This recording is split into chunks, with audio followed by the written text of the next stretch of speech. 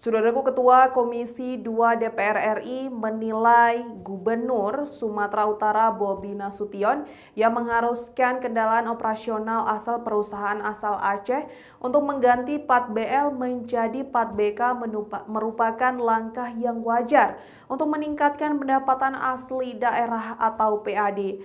Berikut informasi selengkapnya.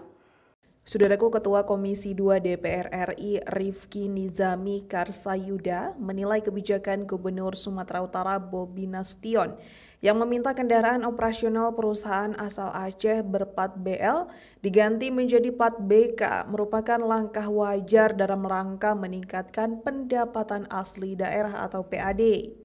Oleh karena itu, kendaraan operasional perusahaan dinilai sebaiknya menggunakan plat nomor sesuai domisili wilayah operasinya, agar pembayaran pajak dapat masuk ke daerah setempat. Fenomena kebijakan serupa bukan hanya terjadi di Sumatera Utara. Beberapa daerah lain seperti Riau juga telah menerapkan langkah yang sama. Meski demikian, Rifki Nizami menekankan perlunya regulasi lebih proporsional dari pemerintah pusat agar tidak menimbulkan konflik antar wilayah.